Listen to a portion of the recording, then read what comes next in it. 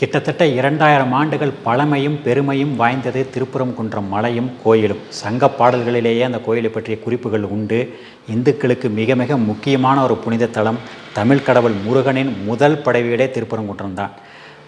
இஸ்லாம் அப்படிங்கிற மார்க்கம் தோன்றுவதற்கு பல நூறு ஆண்டுகளுக்கு முன்னாடியே அந்த மலையும் கோயிலும் புகழ்மிக்க ஒன்றதாக இருந்ததற்கான ஆதாரங்கள் நிறைய இருக்குது.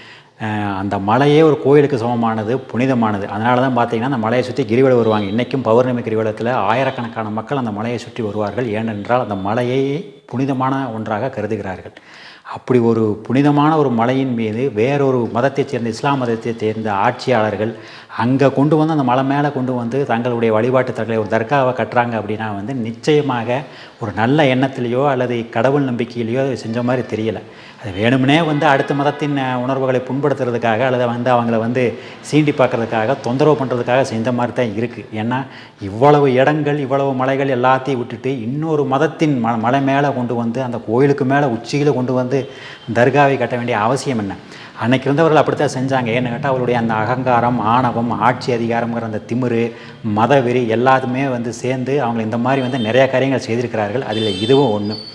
ஆனால் இன்றைக்கு ஏன் அது பிரச்சனையாகுது அப்படின்னு கேட்டால் இன்றைக்கி எத்தனை தர்காக்கள் இருக்குது, எத்தனை பள்ளிவாசல் இருக்குது, எதுலேயுமே பிரச்சனை கிடையாது. அங்கங்கே மக்கள் போகிறாங்க, அந்த நம்பிக்கை பண்ணிட்டு வராங்க.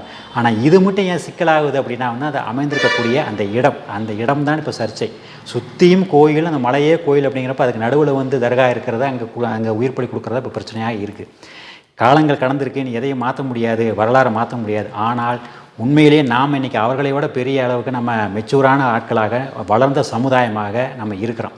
அப்படிங்கிற அந்த சமயத்தில் இந்த பிரச்சனை என்ன அப்படின்னா மேலே உயிர்ப்பலி கொடுக்கக்கூடாதுங்கிறது தான். ஏன்னு கேட்டால் அந்த மலையையே புனிதமானதாக கருதும் பொழுது அங்கே ரத்தப்பலி கொடுப்பது அப்படிங்கிறது சரியானதாக இருக்காது அப்படிங்கிறது தான் ஒரு நியாயமான விஷயம். இது எல்லா பழக்கமும் அவர்கள் கேட்குறதில்ல. அந்த ஒரு மலையில் இருக்கக்கூடிய தர்காவில் மட்டும் வேண்டாம் அப்படிங்கிறது தான் அவர் சொல்கிறாங்க. இவ்வளவு நாளாக கொடுத்தோம்னு சொல்லி இஸ்லாமியர்கள் தரப்பு சொல்கிறாங்க.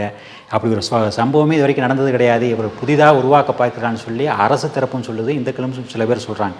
எது எப்படியோ இனிமேலாவது அந்த மாதிரியான அந்த உயிர்ப்பலி கொடுப்பது நடக்காமல் இருந்தால் இந்த மத நல்லிணக்கம் என்பது தொடர்ந்து காப்பாற்றப்படும் அப்படிங்கிறதுல எந்த சந்தேகமும் இல்லை.